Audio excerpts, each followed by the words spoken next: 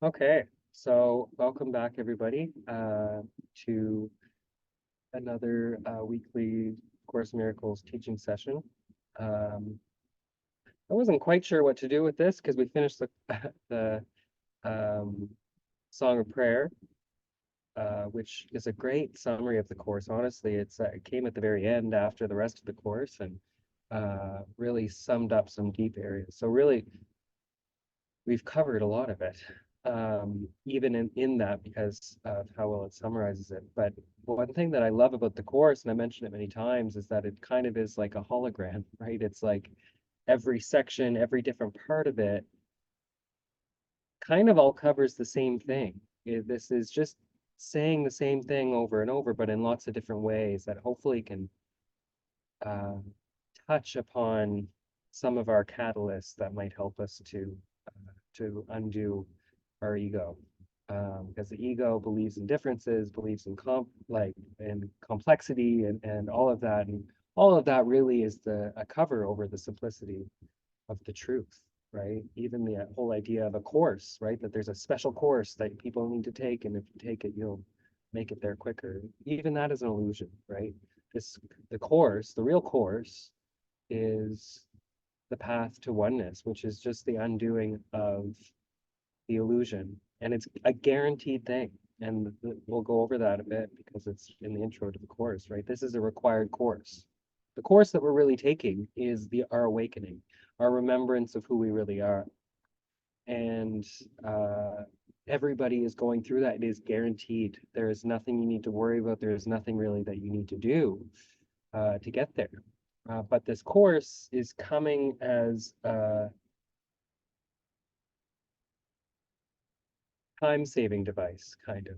It's a course in miracles. It's a way of getting there quicker when we're ready. And it's coming as a manifestation of our right mind, right? The Jesus, the Holy Spirit that comes into our mind is really us. And it is a deep part of our mind that remembers who we really are, that we never left heaven, that we are one with God. We always have been. And so this course is coming in as a remembrance. It's our own remembrance um, of the way home, right? And if it didn't come through Helen Schuckman, it would have come through somebody else, right? Because there is no Helen Schuckman, the lady who described the course. Um, this is just our own path forward. And um, one thing that I'm passionate about teaching in our counseling sessions or even in this is about finding your own inner teacher, because that really is the quickest path. And that's what this course is about teaching us to find that inner voice within us, to find the Holy Spirit, because that is our individual path forward. And it's our guiding voice on how to undo the dream, the nightmare that we're living in, right? And so one of the best ways that we can do that is through finding seeming external teachers.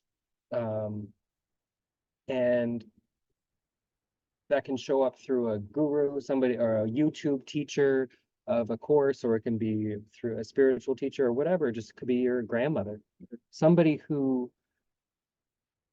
reminds you and brings you from pain into peace. And so when you experience that enough, right, and you learn through external teachers that they're teaching what they say is bringing you into a state of peace, is bringing you into a state of um, unconditional love, then yeah, you want to soak that up, but you're soaking it up. Not, it shouldn't be because you're trying to do this course as something external and then you're hoping for a future reward. It should be that you pay attention to how you feel when you're there and you're actually learning from that person, from that teacher, from that book, from that YouTube video. You're learning your own inner voice, because the more you notice that shift from pain into peace, from ego to Holy Spirit, from separation to oneness, it's like starting to ride a bike, and then you can start. It will then take on a life of its own, and um, And that will accelerate your learning far more than any course ever could, right? Once you learn that, honestly, you throw out the book because you don't need it. It will show up through other books, it'll show up through other people, it will show up through those other things. But it's about finding your inner voice. And what's so beautiful about this is Helen Schuckman's inner voice, right? And that's what kind of came through her as she let go of her ego, and the voice of the Holy Spirit or Jesus or her right mind the Christ mind came through. And what's even more beautiful about it is that she had a nasty ego. If you read about her, she was kind of um, a very strong-willed character who didn't had a very strong ego. And what's beautiful is that it took the depths of the darkness of the ego and brought those to the light. And that's what we really get through this course, which is really beautiful. Honestly, it's an incredible course. So I'm excited to start through the text and move through some different sections and see how far we can go. Honestly, it'd be a lifetime to go through the whole thing, but hopefully we can pick up some lessons along the way.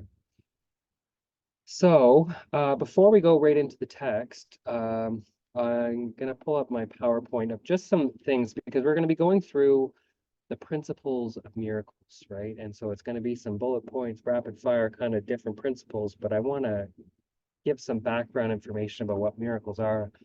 What planes do they work on? Where do they function? What is a miracle, and where are we aiming, right? What are we looking for when we're looking at miracles? And hopefully we can answer some of that. All right.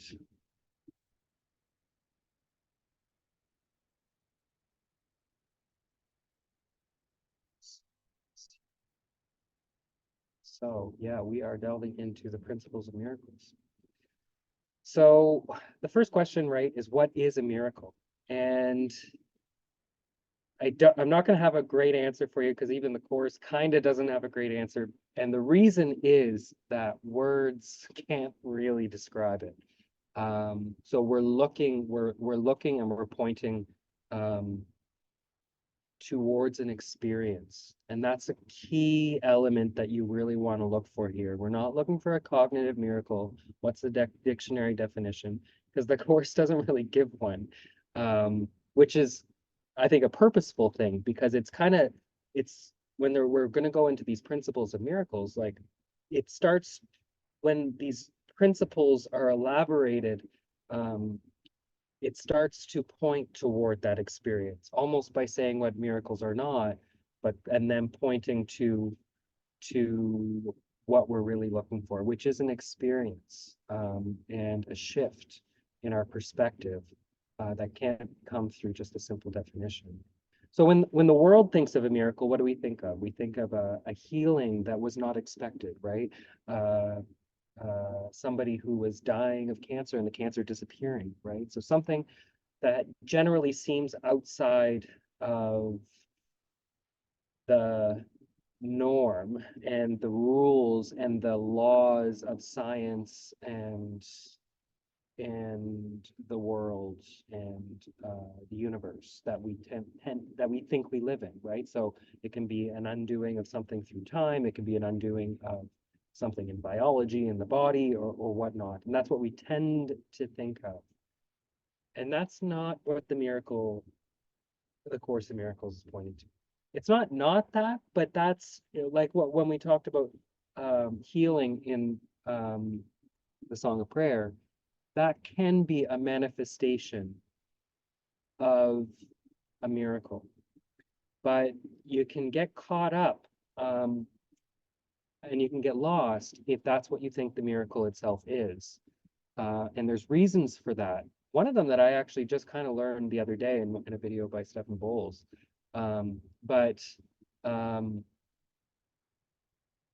yeah, if you're looking in the wrong place, if you're looking only for that external manifestation of miracles, you're going to get lost because sometimes those will show up, but sometimes they won't.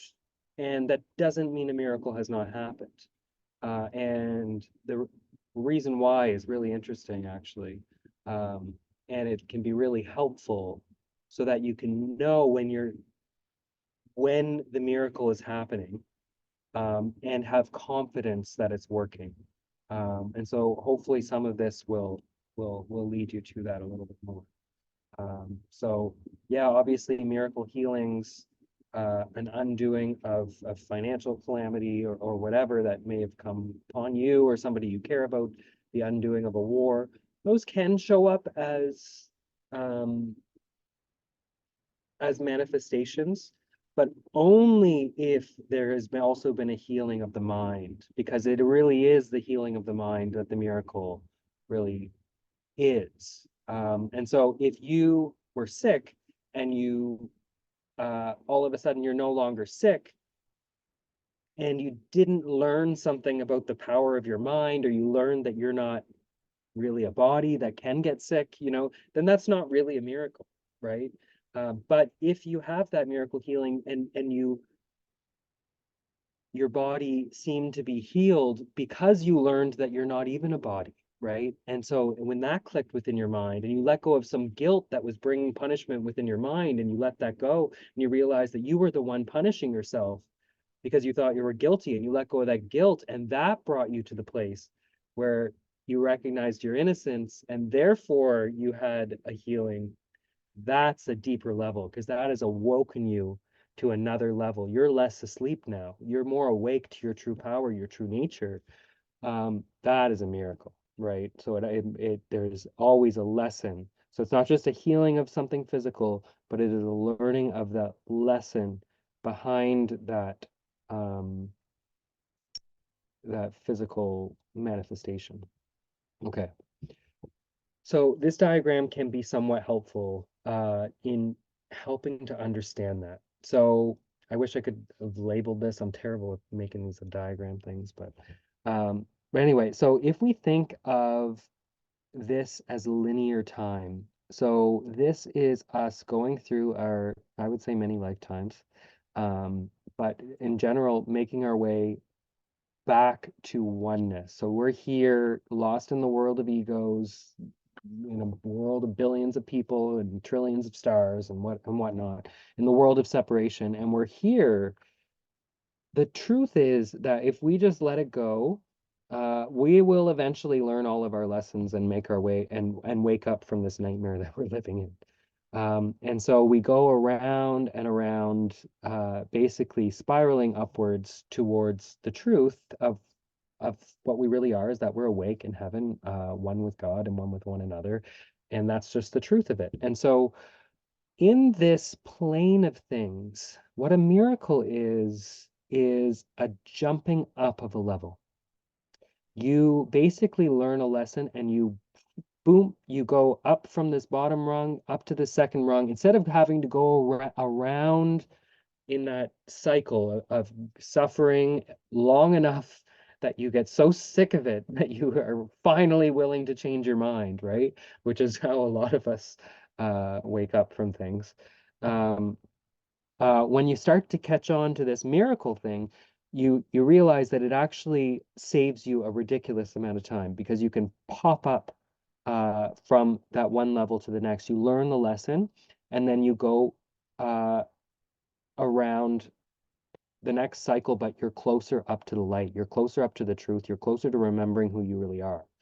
And so, what's interesting, and this is where I got um, thrown off quite a bit, because when you're practicing the miracle, the holy instant of seeing the light in others, connecting with yourself as unconditional love, seeing the call for love, and forgiving, right? All of these are just different words for the same thing, or different aspects of the same thing. But as you do that, as you perform the miracle, as you see the Christ in others, as you remember who you are, you can jump these levels and it saves that time. But what's interesting is that this level externally, if say in this level you're in this toxic relationship with your landlord, which may not have been the case with me the last few months, and you're going inward, performing the miracle, and you're like, oh my God, okay, I'm connecting with the light, I'm seeing the Christ in this other person, and then it just keeps getting worse. It's like it blows up, and these people hate you or whatever, and seeing all these things. I got thrown off by that because I'm like, well, wait a minute, how am I? It feels like I'm doing the right thing, right? That I'm connecting with the light, that I'm moving into the love, but externally things are not getting better. The reason is because when you pop up this level, you're popping up to the same external circumstances that you would have had to go through again, as you're learning these lessons. And so, um, right here on the rung, you're actually much closer. So you've saved a ton of time, but you won't necessarily have the external manifestation of healing because there's another lesson for you to be learned on that level. And you're saving yourself time. You're healing the karma, but there's still more to be healed. And so that's why sometimes when you perform a miracle, when you connect with the light and you're seeing another person as they really are, and then it just doesn't show up, the reason is often because you're jumping up vertically. You're connecting, you're letting go of what the external, but it's not necessarily changing entirely. So another miracle, say you pop up and you show up over here, then okay, maybe you've kind of learned that lesson and it's kind of gone. But what I say, the reason I say this is why you're getting closer to the light. You're getting closer to the truth. And when you can recognize that shift within yourself and you can let go a little more of needing to see the results. Sometimes you will see miraculous results that defy the laws of time, of physics, of uh, emotions, or whatever, of karma. Um, you will see those, but sometimes you won't. And what I just want to show you in this is that noticing that other shift of coming closer to the light and letting go of needing to see that external result, um, can be very powerful because it can get kind of discouraging, right? When you're connecting to the light and it's not really showing up within the dream. The reason is often because you're jumping levels, but you're still learning that lesson. You're still healing that relationship with that person, um, until you realize that you're one with them, right? That there is no other person. Okay. Um, so same thing here. I couldn't find the best diagram that I wanted to find here, but how does the miracle affect karmic relationships? So, if we think of karma of the cycle of attack, defense, counterattack, right? So somebody hurts you or abuses you, right? If you when you sit with that, for a certain amount of time, at first you can feel like a victim, or you can feel like you're a holy ego and you're just allowing it to happen. But if they keep doing it, if the government keeps oppressing you for long enough, they're gonna make you angry and they're gonna make you vengeful, and and you're gonna become an angry person, right? That's just inevitable. It is not possible as an ego to not be involved in these cycles of vengefulness. And that shows up very early in the early lessons in the workbook, right? Everything you see within this world is a manifestation of vengeance.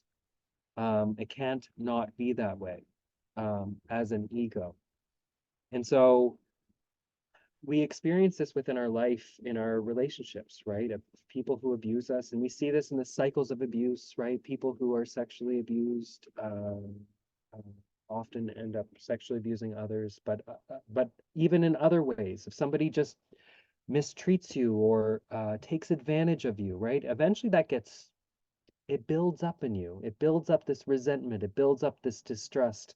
And as it does, you're eventually going to want to lash out, or you'll feel like you need to, right? If that tyrannical government sends enough rockets over, over the border, we're going to come back and we're going to bomb the hell out of them, right?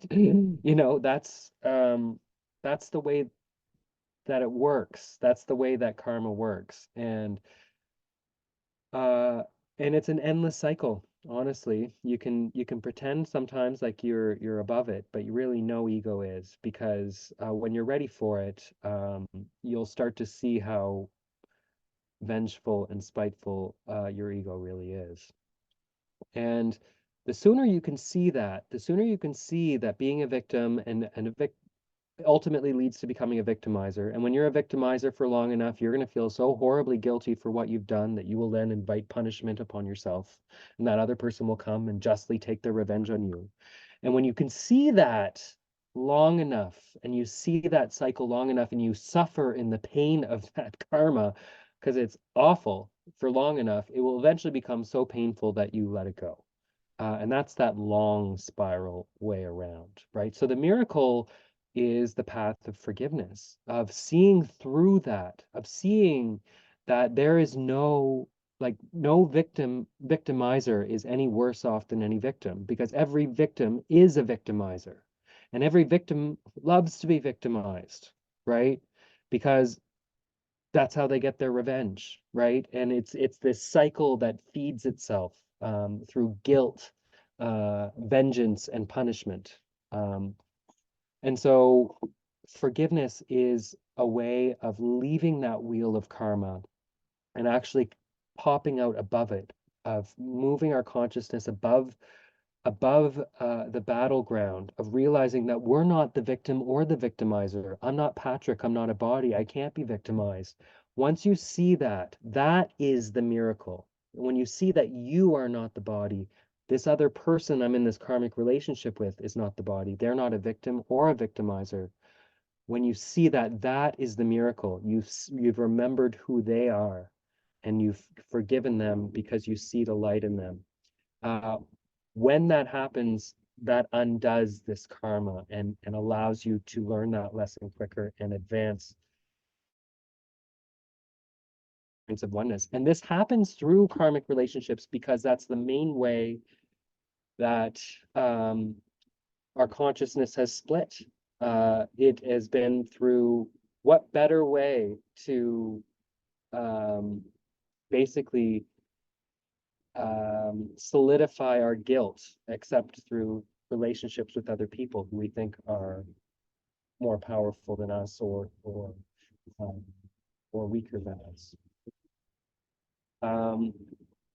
Okay, so the miracle acts on these. So miracle acts on time, on our healing process, and it acts on our relationships, especially our ego relationships, by undoing them.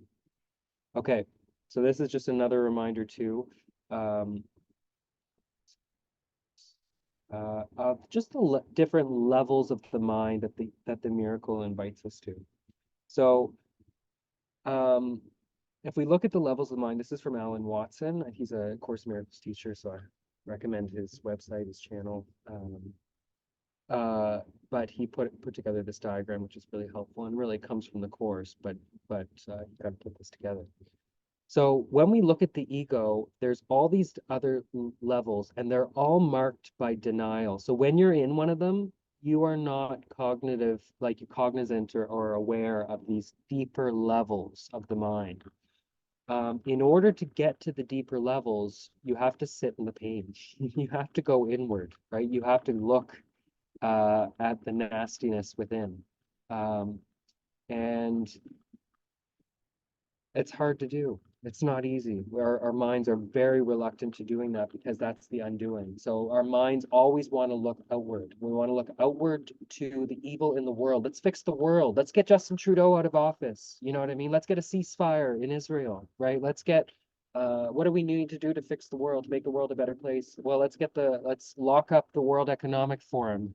So the ego's like, look out there, or it's even like fix your hangnail, go see the cancer doctor, you know. Um,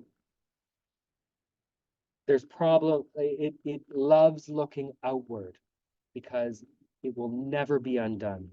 The ego will never be undone by looking outward, by trying to fix anything external, including your ego, this Patrick character, trying to make them a holy person, trying to get them to stop drinking, to stop having addictions, from doing whatever. Any focus that's external keeps you trapped within the dream because there's no hope there. You can fix whatever you want external, and it will just lead you further and further away from the inward path. So this inward looking is the the path of enlightenment. This is the path of the Course that the Course invites us to, of looking inward at the mind and changing our perspective on what we are. Um, and so when we want to first look at what we are, um, we need to look at the face of innocence. That's what, this is the holy ego. This is the poor little me. This is the, actually not even the poor little me. It's just the good me, right? Oh, I'm the good person who's teaching the Course in Miracles. And, uh, thinks he's a good person, right? I'm a good good person in the world, and people consider me a medical hero, for calling out the vaccine adverse events, and not to say there's anything wrong with that, but that's the way we've set it up, right? That I look at me, I'm a decent person in this awful world. I have nothing to do with that genocide in the Middle East, I didn't cause the Holocaust. I don't love what happened at the Holocaust, right? Because it goes deeper than that. As we go deeper within the mind, if you see anything evil on the outside, that's you, right? And not that you should, I say that in a way that you can laugh at it, um, because really it's not you, but what you're seeing is what you think you are. And so if you think that there is awfulness and evil happening within the world, you cannot see that unless you think that that's you.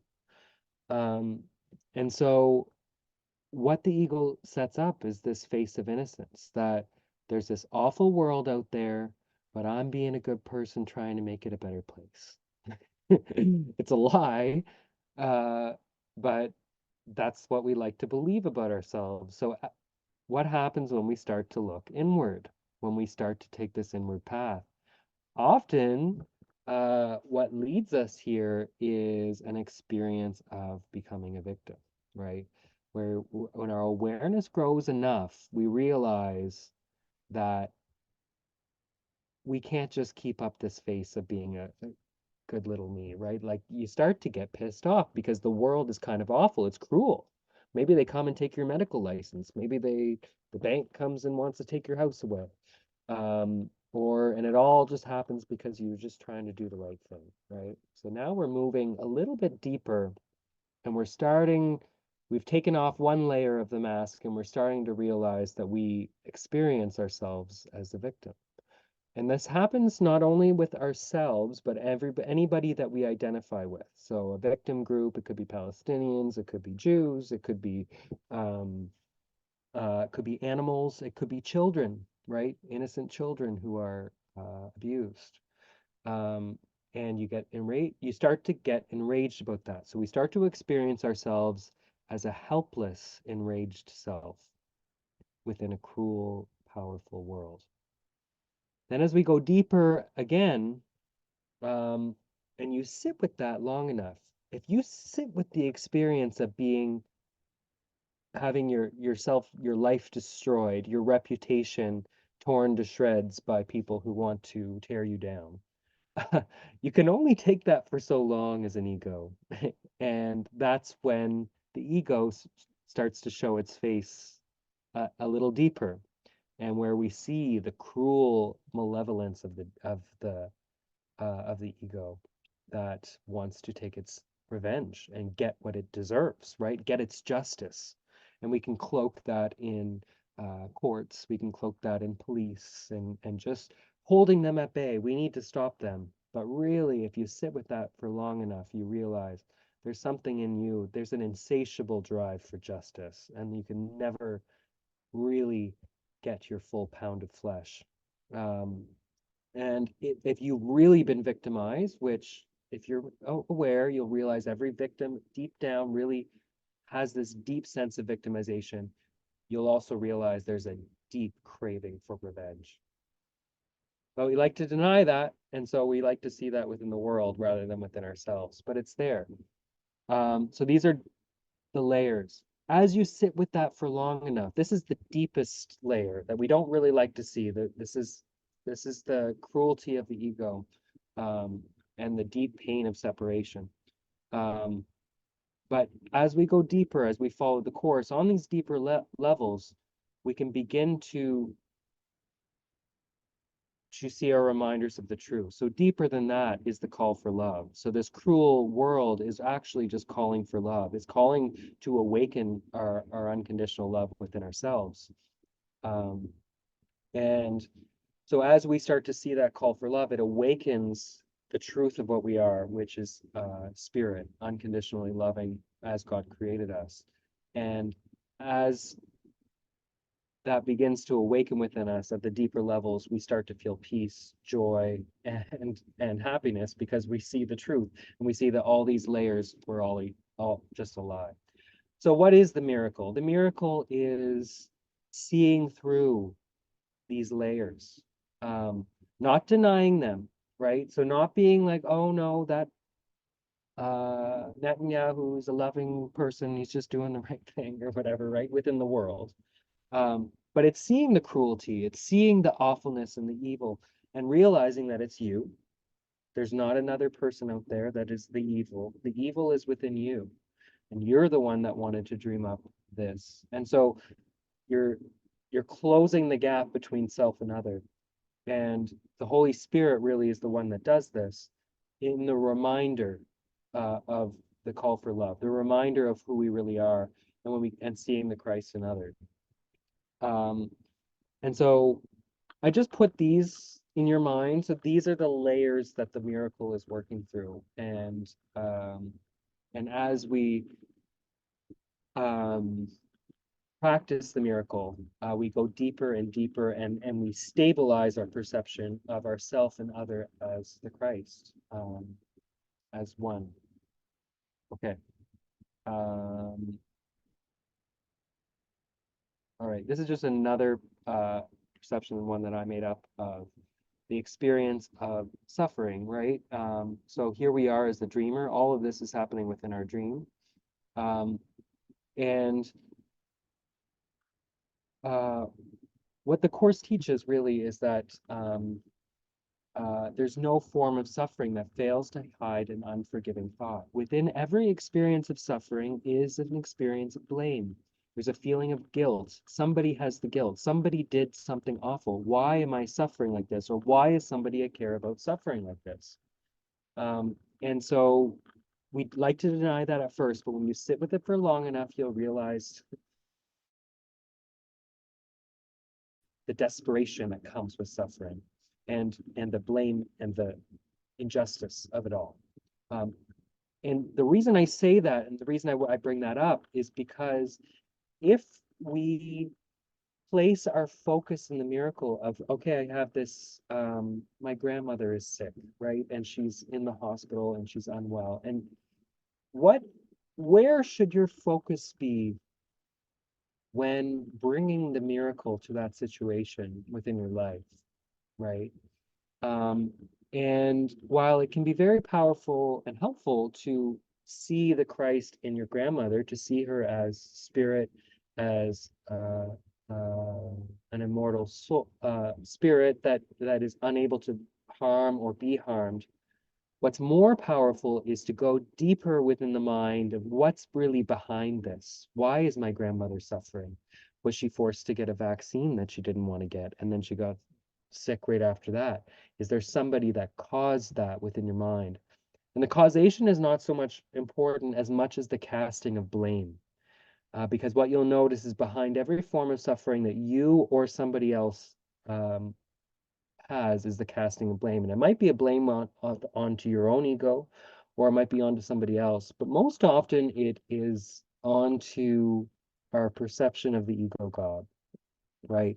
So if my grandmother is suffering and she's dying, and we want to pray to God to stop her suffering, right? Then we're kind of acknowledging that there's this God who's in control, who's creating this world, but allowing this suffering within it. He's supposedly all powerful and all loving, but maybe he's not so loving if he's allowing this awful suffering, within the stream. That's kind of sick and twisted, What, like, I thought you're supposed to be all loving and powerful. And what you'll notice is there's going to be a resentment there, right? Because you're going to be being like, what is with this God guy? Like, why are you taking away my grandmother? Why are you making her suffer that way? And what you realize is that the ego God is the psychopath in your head. It's not really God. It is you. You're the one dreaming this all up. And so, um, where do we place the miracle? We place the miracle on the one who's causing this. And so we place the miracle on the guilt that is behind the form of suffering. And as we can see the innocence in that one and see through and send forgiveness and right perception into the one who seems to be causing the pain, the one who's calling forth the punishment with their sins, and we could see through those to the holy innocence of God. Um, that's where the miracle will happen on a much deeper level. And if you remember, like Jesus, even in the Bible, he says, um, uh, "Get up, you are healed. Your sins are forgiven." Right? And what he's saying there is really is not like, yes, you sinned, but I've forgiven you. But it's more like, no, you're innocent. He saw the Christ in that other person. You are innocent. You don't have sins. You stop punishing yourself. Get up. You know what I mean? And it's kind of a reminder that allows them to go through that. So keeping in mind the deeper level to the punishment is always the guilt that is behind it. The miracle acts on that much more than on the manifestation, which is the suffering that comes forth. Okay, so let's go to the text. That's a lot of kind of theory, and I just kind of jumbled them all together, but hopefully that will help just get some ideas that will start to solidify the idea of what is a miracle as we go through these principles. Okay. I'm going to share.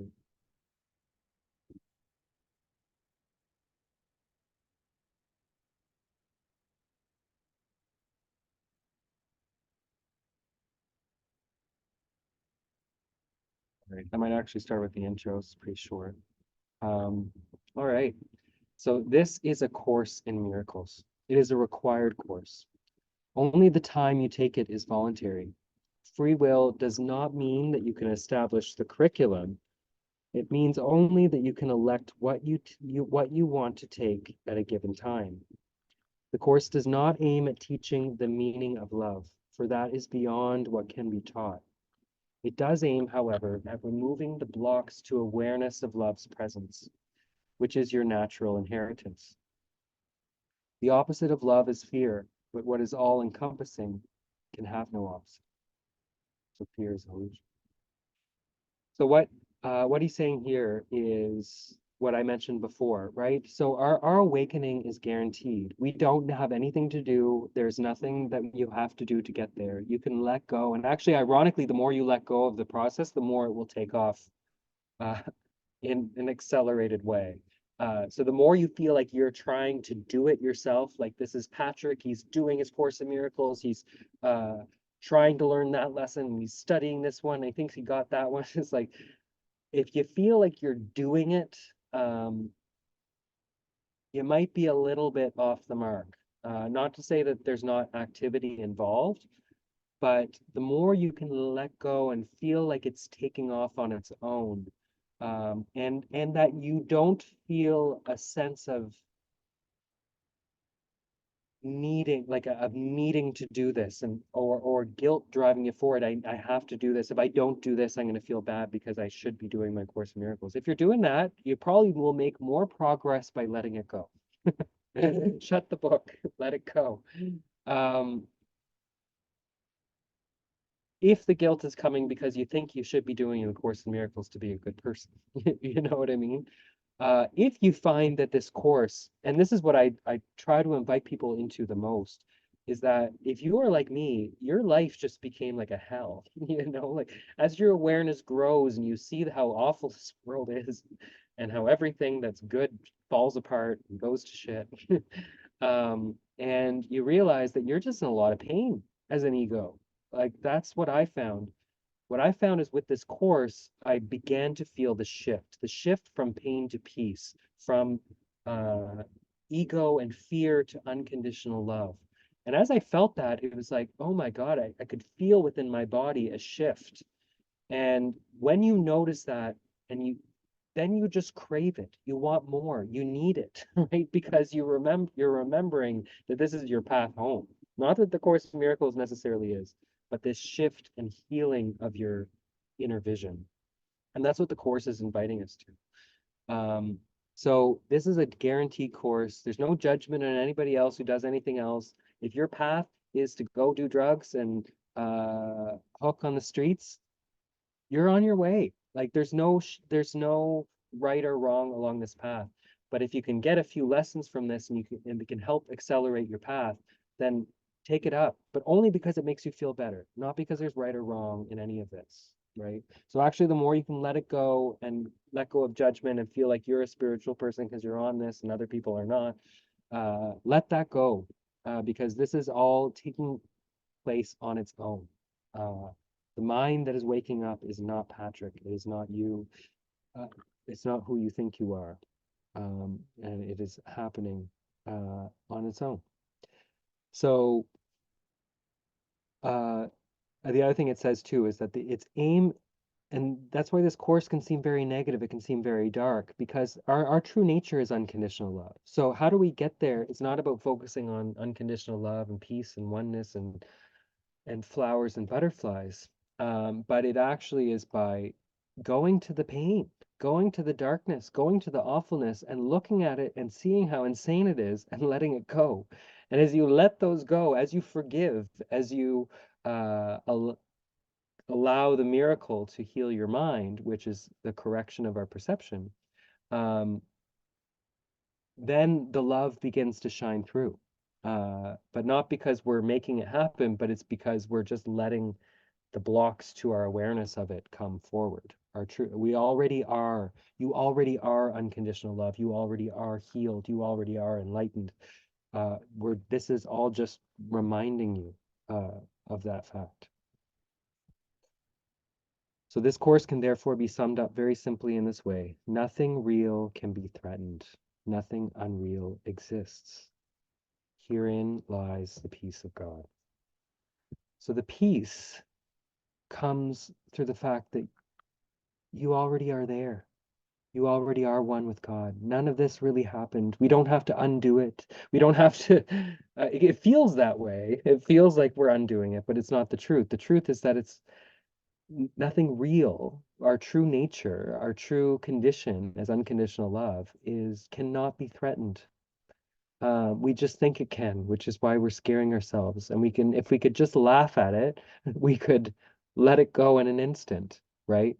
And nothing unreal, all this world of ego separation, these Patrick trying to become a holy person and failing at it every time, doesn't exist, you know? So you can let it go. You can become a serial killer, you know, maybe that's your path and it doesn't exist. You're still going to make it back just as quickly, honestly. Especially if you can let go and forgive while you're doing it. Then maybe that's your path. And maybe not that I'm encouraging that necessarily on YouTube, but but honestly, if you can forgive even through that, then you'll probably go at a much accelerated pace than if you're trying to become a holy person, and thinking that it's about saving Patrick and making him a good person who never does anything bad. It's not going to happen. You're off the mark. Okay, so let's move into miracles. Okay, so chapter 1, the meaning of miracles, the principles of miracles. There's a lot of these, and so we'll just kind of float through them. But what I invite you to do as we go through these is just pay attention to which ones stand out to you. Maybe write them down, and they might be something just to come back to and just allow to sink into your mind. As we're going through this, I invite you just to pay attention to your body and notice if there's something that brings a shift. Does that change your perspective? Does it bring you does it entice you into the miracle? And if it does, then get more of that, right? Because there's a lot of these. And the first time I went through these, a lot of these made zero sense to me. But then the more you practice, the more you delve into this mindset, the more they sink in and they come with new meaning. Because this course really meets you where you are. Okay, so principle number one is that there is no order of difficulty in miracles. One is not harder or bigger than another. They are all the same. All expressions of love are maximal. So, um, yeah, so here it's inviting us onto another plane. So if we're in the world of the ego, there's small miracles where, we catch the bus on time, we didn't have to wait for it. That might seem like a little miracle, like thank you, God, um, when we were trying to get to our important meeting. And then there's big miracles, like somebody being cured of cancer, or getting saved out of a burning building. Those can seem like big things, or the achievement of a ceasefire in the Middle East, Um, it can seem like there's big miracles and there's small miracles, but that's only within the eyes of the ego. And the corollary of this principle is that also there are no order of hierarchy in illusions, right? And so what we can't really see that there's no order of difficulty in miracles until we can also see that there's no order of evil to the ego, right? So your minor annoyance at the car driving slowly in front of you is no different than the murderous rage of a Nazi running Auschwitz concentration camp, urgently trying to get rid of the Jews. Um, if you think that those are different, then you are not in the miracle mind.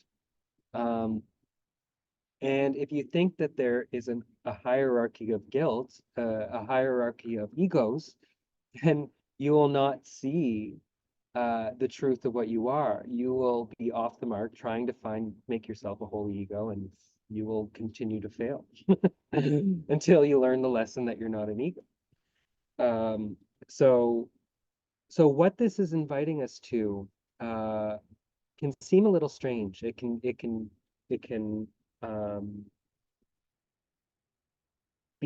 kind of annoying and weird and uh, confusing to the ego, especially in the first lessons, right? Where we learn that nothing we see means anything. And we focus in on things like a wire that's sticking out in front of me and a roll of toilet paper and a computer screen and a body. And maybe this body does not mean anything. Maybe this toilet paper does not mean anything. And they seem like, okay, well, if we're really undoing some deep thoughts in the mind, obviously what's going on with the body is much more important than what's going on with the toilet paper, but it's not, because once it clicks within your mind that seeing through the reality of toilet paper and seeing through the meaning that I give to my dog, um, once I see those as equal and realize that if I'm seeing anything with my eyes, then I'm not in my right mind because I'm not in heaven. I'm not in my spiritual vision. I'm not remembering myself as the Christ, right? I am not, I am experiencing myself as a body. Therefore, anything I see of myself as the body is a block. It's a block to the truth of what I am. And so what we think is that we have these big atrocities and they uh, kind of pull us into these karmic cycles of people who are ruining our lives and we want to get back at them and we're trying to forgive them and all of that stuff. But when you can see that that is just as easily given up as it is to see through this toilet paper and see that it's not real. When I can see that the toilet paper is not real, then it will click that the genocide is not real either. And that I can let that go because all of it is equally unreal because I am spirit, I am one. And so none of this is possible, right? So this is a very powerful lesson, and it comes back multiple times through the course, um, because what you do is you practice with specifics, little things, big things. We're not supposed to discriminate, right? You don't hold anything off. You don't hold anything off because it's big, right? That, oh, I was sexually abused as a child, and that's too big. I can't let it go. I really like, I'm holding that off. That will block you. But it will also block you if you're like, there's a speck of dust over there, right? And you're not realizing that you have to forgive the speck of dust just as much as you have to forgive the sexual abuse as a child. And that makes no sense to the ego, right? That's like, what do you mean you have to forgive the speck of dust, right? But when that clicks within your mind and realize that nothing I see, oh, wait, oh, it's not just this speck of dust doesn't mean anything. Oh, this sexual abuse doesn't mean anything. Oh, nothing I see means anything. And that's when it generalizes, that's when it clicks, and you realize the lesson is learned, right? And what you'll notice is your mind just shifts in a powerful way. You apply it to the specifics, big things, little things, horrible things, good things. And when it clicks that nothing I see means anything, that's when it really shifts your vision. Okay. Okay, so we're going slowly here, I guess. Um, okay, so number two, miracles as such do not matter. The only thing that matters is their source, which is far beyond evaluation. So source here being capital S source, which is God, Holy Spirit, and what is God but unconditional love.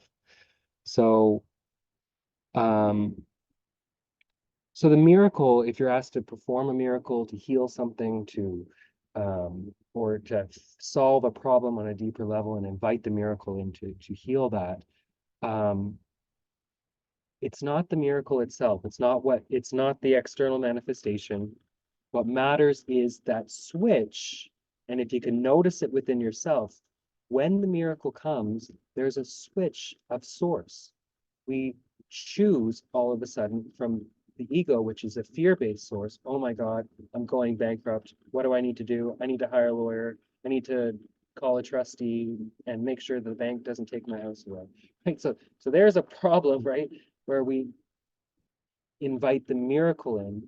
And the miracle is not even about healing the bankruptcy at all. It is about realizing the fear and separation that I feel between these people that seem to be coming after me, and move to the space of unconditional love. And when we choose our source, and I choose unconditional love and oneness, and see that this person who seems to be coming after my house is actually one with me, right? And this is just a call for love, right? And it actually invites me to a place of unconditional love. What matters, the way you know the miracle has taken place, even before you see anything happen with your eyes, is you notice it within your body. You notice there's been a shift within you from fear to love, to peace, to unconditionality. And if you can notice that shift quicker, you'll catch on to the miracles much quicker rather than waiting for something to show up within the world. When you realize the shift is your internal experience of shifting from fear to love, then the miracles are going to start flowing out of you, because you're going to actually let go of the external and allow the miracle to take place within yourself, which is the shifting from fear to love. And then that will start to show up within your dream, but that's not what matters. What matters is remembering the love. Okay. So 3, miracles occur naturally as expressions of love. The real miracle is the love that inspires them. In this sense, everything that comes from love is a miracle. Yeah, so this world was born out of fear, right? So everything that we see with our eyes is all expressions of a deep fear that has been in the mind for thousands, if not millions of years, right? As we have gone through this separation. And so because that same powerful creativity is within our mind, when we shift from fear into love, we then bring that same creativity of love, and that begins to manifest through the dream. Not because we need the miracle healings and the financial abundance to show up, but those show up as reflections of this shift to love, because our mind is always creating, always projecting, it's either extending love and peace and uh, imperviousness, right, safety to everyone and everything, or we're manifesting fear, right? Only one of them is true, but our mind can believe in either one of them, and our mind is very powerful. And so it's the love that the miracle really is. That shift into love is the miracle. And then what the world calls miracles are just manifestations of that shift. Um, all miracles mean life, and God is the giver of life. His voice will direct you very specifically. You will be told all you need to know. I don't know entirely how those are connected, um, but one thing that I'll point out is that life here that they're talking about is the reminder of our true life, our life in heaven, our life as oneness, our life as innocence and union with God and with one another. That's the life that the miracle always invites us to. And that can show up as healings of the body. It can show up as the raising of the dead, but only in the sense that you realize that we're spirits that cannot die, right? And so that might show up as a reflection of that. But all miracles bring us closer to that life that is there. It increases our awareness, and it brings a healing of our mind and brings us back to the power that's always under this. Um, Miracles are habits and should be involuntary. They should not be under conscious control. Consciously selected miracles can be misguided.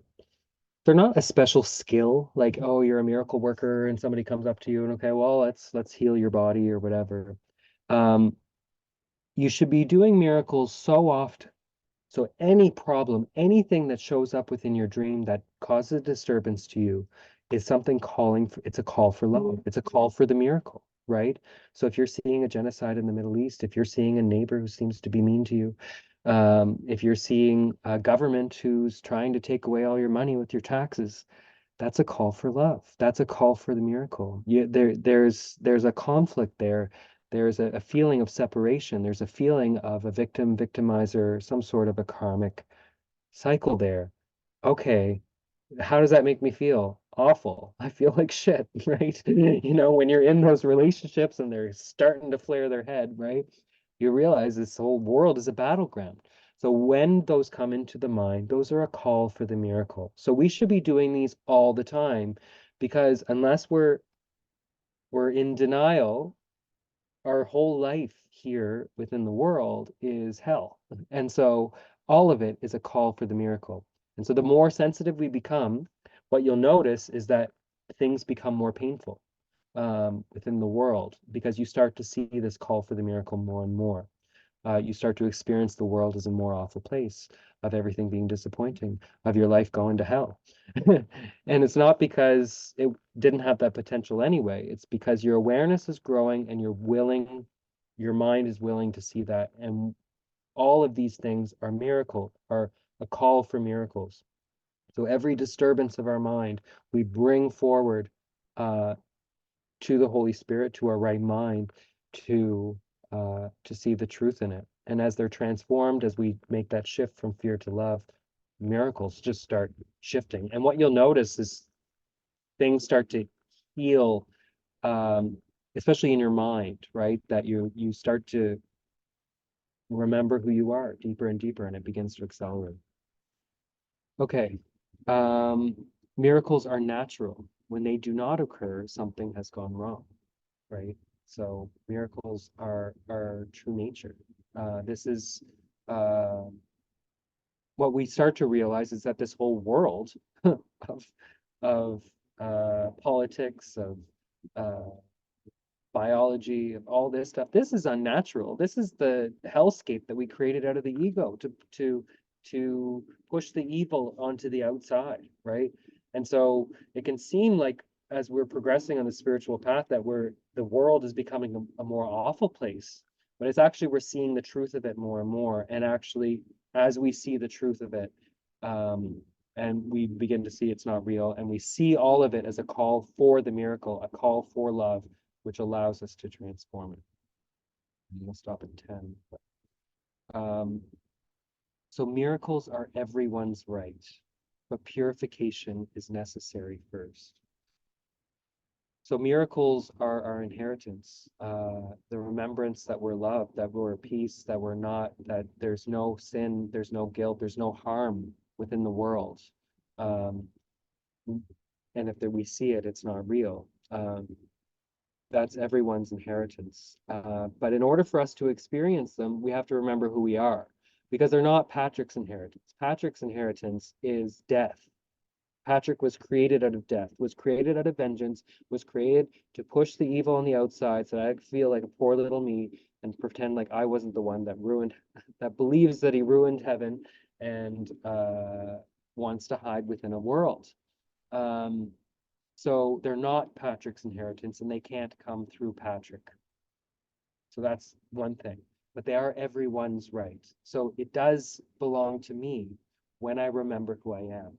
So the more my consciousness goes up to remembering that I'm spirit, remembering my true nature and that I'm one with everyone and everything, then you realize, oh, well, a miracle for me is a miracle for everyone, right? So then they start to take on these interpersonal characteristics because it's not about Patrick. It is about myself as the Christ, right?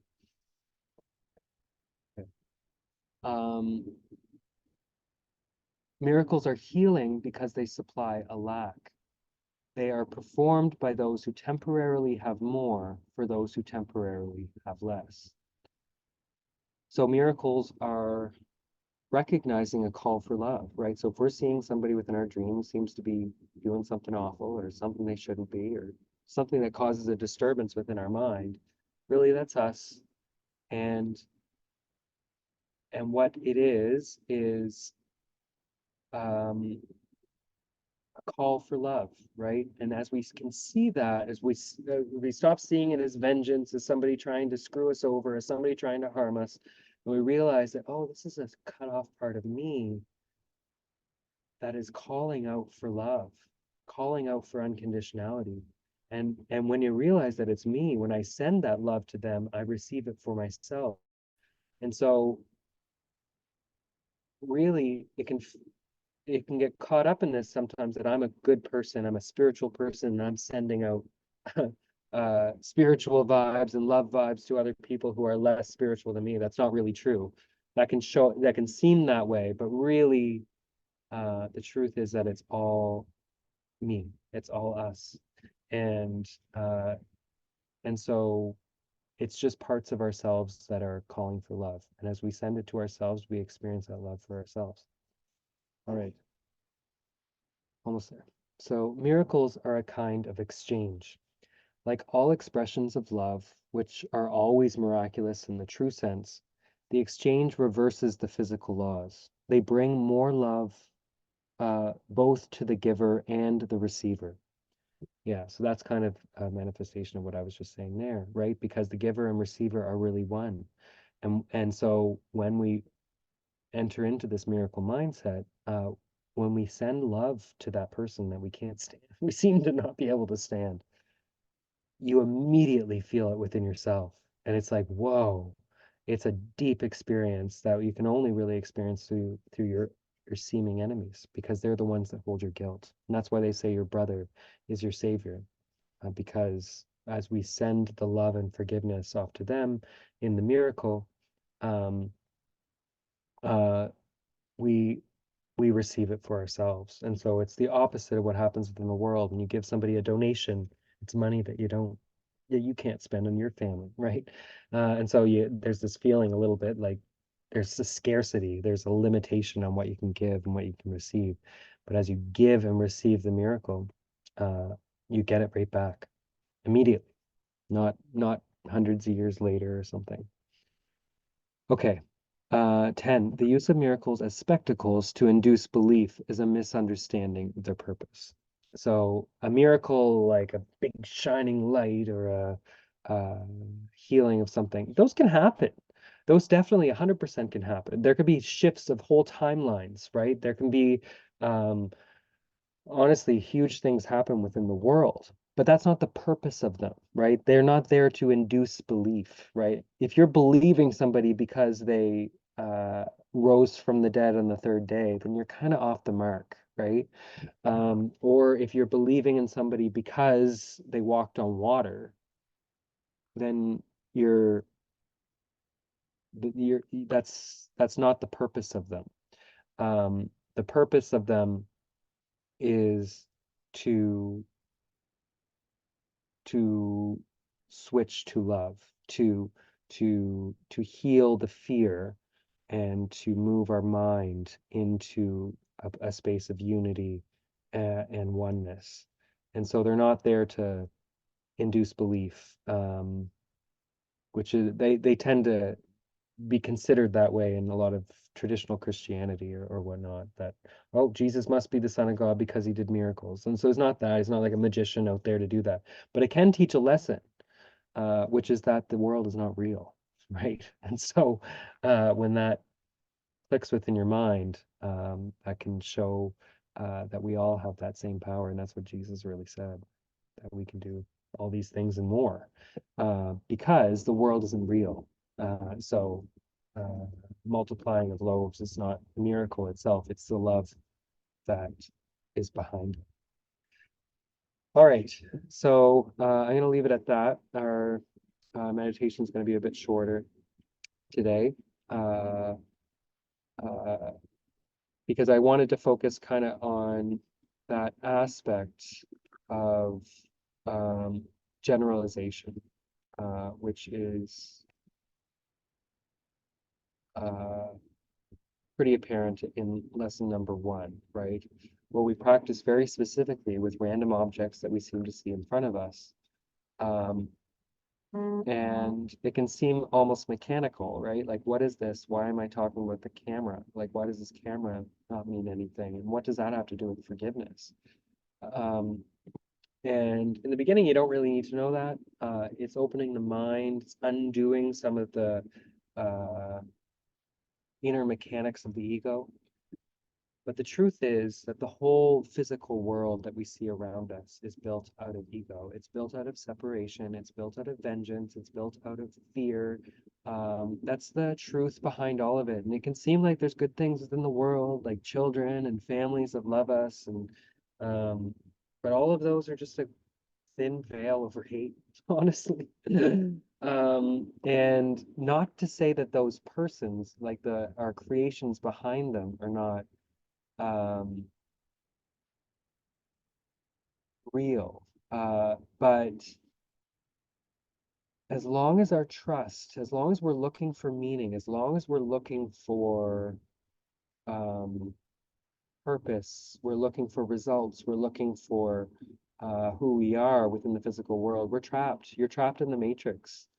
And so the more that we can withdraw our belief and our faith in what we see with our eyes, the more our minds open up to spiritual vision. And that's one of the main goals of the course. And and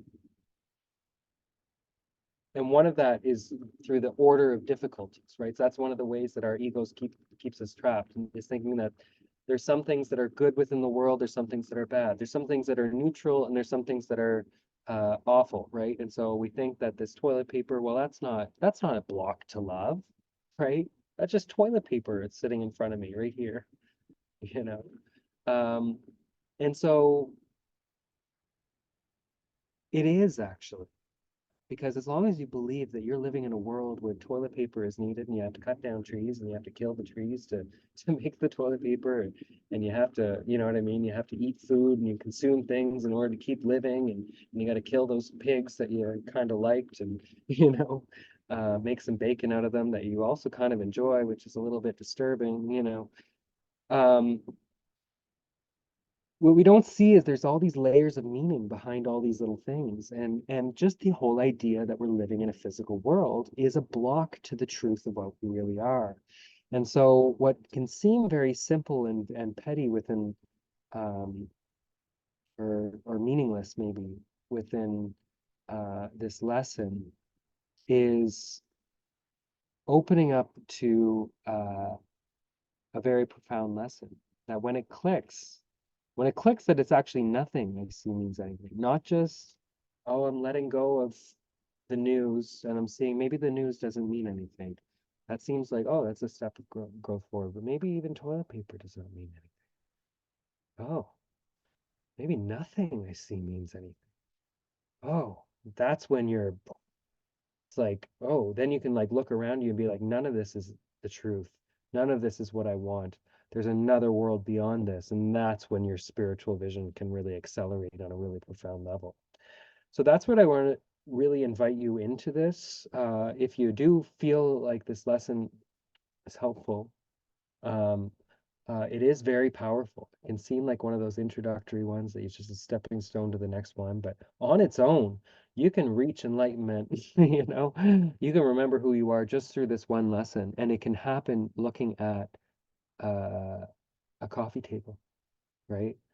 Especially when those layers of meaning that are there within your mind, they start to open up to you and you let go of those, right? Because sometimes you're just like, okay, maybe this coffee table doesn't mean anything.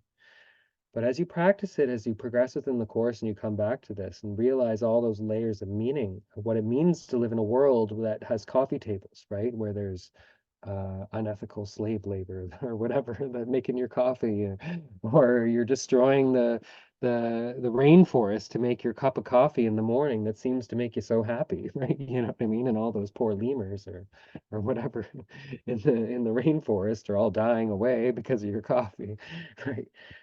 When you can open up to that, it's sinking there a little bit behind the mind, but they're all there subtly. So what this is inviting you to is to let those layers go and of realizing that the layers of meaning within this world are all traps.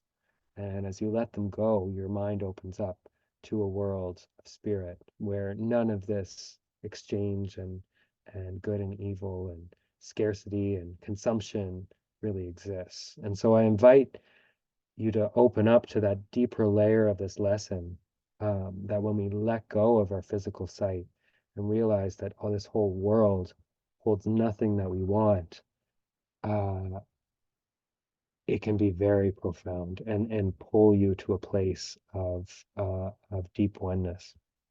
Okay, so this is just 10 minutes long, but we'll do the Beyond the Matrix, and then if anybody has any comments, we can kind of go into that.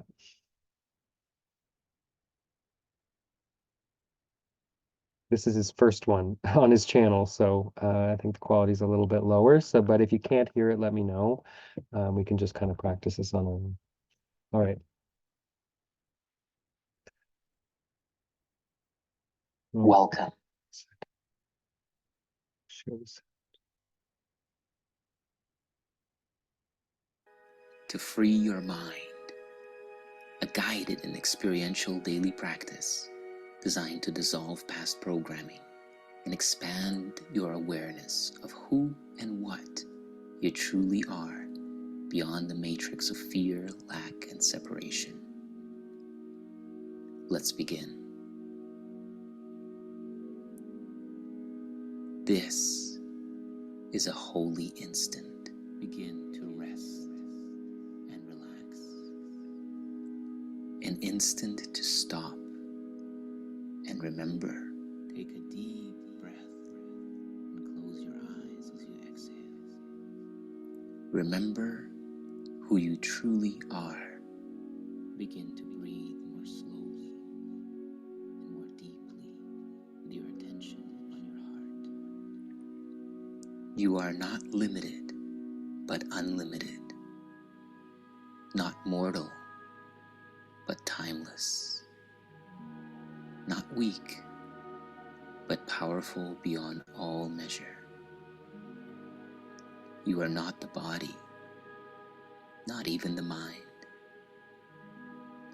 The reason that you don't experience the truth of who you are is only because you are dreaming. The core of the dream is the sense of identity that it offers you, an identity which appears to experience lack, conflict, and fear. This matrix dream character self is the self you assume you are based on your past and your conditioning. Beyond this matrix self is your true and original self, which can't be conceptualized, but it can be experienced. So take a deep breath, and as you exhale, open your awareness to this holy instant now. An instant of investing your energy and attention to make contact with your unconditional freedom. Feel into it now. Feel into the frequency of your true self and use this guided experience to expand your awareness beyond the limits of your current reality.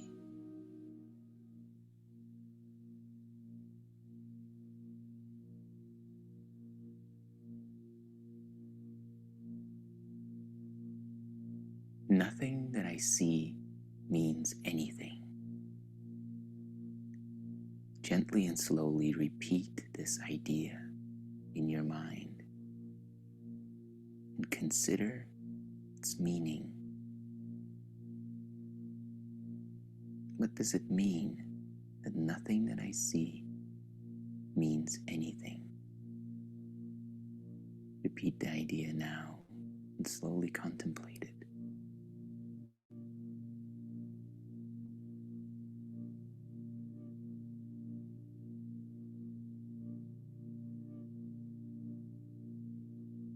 And in a moment, you can open your eyes and begin to apply this idea to the content of your perception. As you do so, you are beginning to gently and slowly deprogram your mind from past associations that leave you trapped in the construct that blinds you from the presence of love, from the presence of infinite abundance, and from the presence of now. So as you're ready,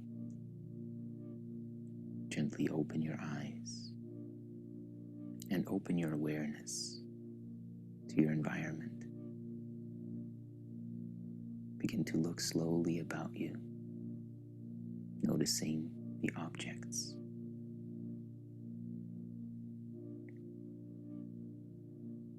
And as you behold the objects, in no specific order, begin to apply the idea to each individual object like this. This coffee table that I see does not mean anything. That speaker that I see does not mean anything. That door does not mean anything. Continue like this, slowly and intentionally, with presence, resting your gaze on each object long enough to consider and to repeat the idea. Do this now.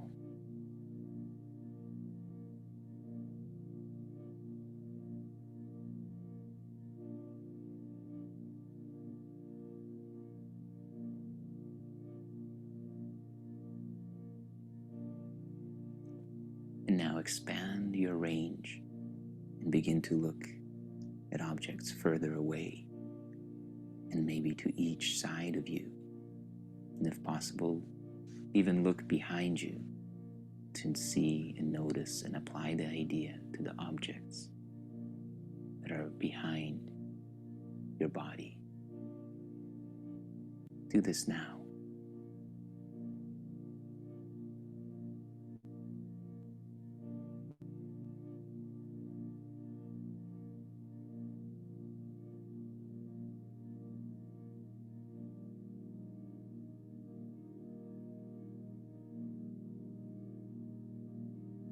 There's no specific order of application.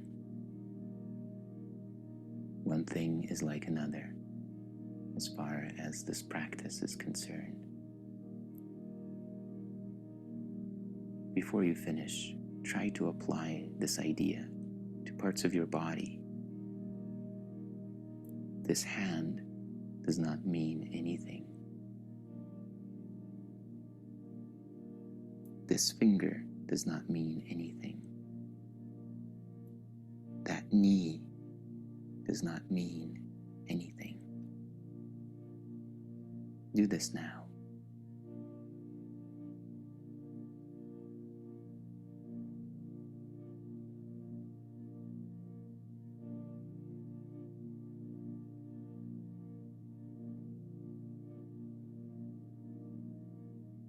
And now gently rest your attention on one of the objects in your environment.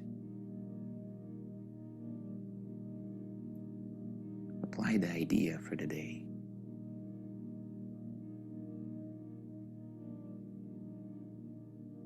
And notice, this object does not mean anything, because all of the meaning that I have for this object comes and is built upon the foundation, the presumption that this object is separate and apart from all that is. In the mind, we separate this object and look at it as if it were an existence in and of itself, whereas in fact, it is completely inseparable from its environment and could not exist at all without all that is exist.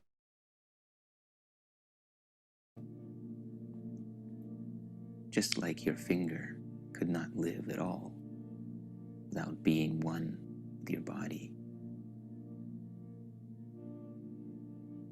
In today's practice, we are beginning to touch the edges of this thing called meaning. Meaning is the very foundation of that narrative, the story in our mind about who and what we are, about what the world is, about what others are. This meaning is the place where all of our suffering is anchored, and is also the place of our full and complete liberation. Take a deep breath and let it go. Thank you for investing this time into your freedom and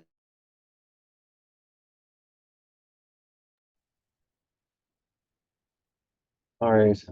Hopefully that was a little bit helpful for you. I know it's kind of a simple beginner exercise, but it's very powerful in coming to a miracle-minded mindset, right? Because the meanings that we give to all the little things around us are fear-based meanings, because this is a fear-based world created by the ego, right? So this toilet paper is made out of scarce trees that, had to be killed in order to get the toilet paper. And if you don't get the toilet paper, then you're going to stink. So people are going to worry about you or whatever, So like there's all these things, all these scarcities, there's all these conflicts and all these little things, right? But what you can notice is the feeling behind it. So as you practice that lesson, and I encourage you to keep doing it if you can, notice that shift of when you look at something and you think about its meanings, or you allow them to flash across your mind, you notice your normal state, which is a being in the ego. And as you apply it and it begins to take on more power, maybe this toilet paper doesn't mean anything. And you let go of all those layers of meaning behind it. You can know, I notice within myself just a subtle shift of a little bit less fear, right? I can feel in my body, oh, maybe I'm wrong about these things. Maybe all the meanings that I put onto all this speck of dust or this hammer or all those things, because then I think of all the things I need to get done and oh, the house I need to build next year, and otherwise I'm going to be cold in the winter, like they're all running in the back of your mind, right? But they're all fear-based things. So what's powerful about this lesson is if you can notice the shift. At first it might feel kind of numb, you're not really noticing it, but as maybe this light doesn't mean anything. And if you can notice a little bit of a calming within yourself, or a little bit more light, maybe there's a little bit more room for love. And really when you reach that generalization stage, oh my God, maybe nothing I see with my eyes means anything. The peace that can come with that, right? Maybe I'm wrong. Maybe I don't know anything. Maybe everything that I see with my eyes is wrong. So I don't need to worry about all this scary things I see in the news because all of it's wrong. All of it's false. Oh, well, that feels kind of good, right? Maybe that it leaves a little bit more room for the spiritual truth to kind of start to shine through. Um, so it can seem subtle, it can seem trivial, but it's very powerful. All right, I'll open it up if anybody has anything to say, or um, either now or after I stop the recording.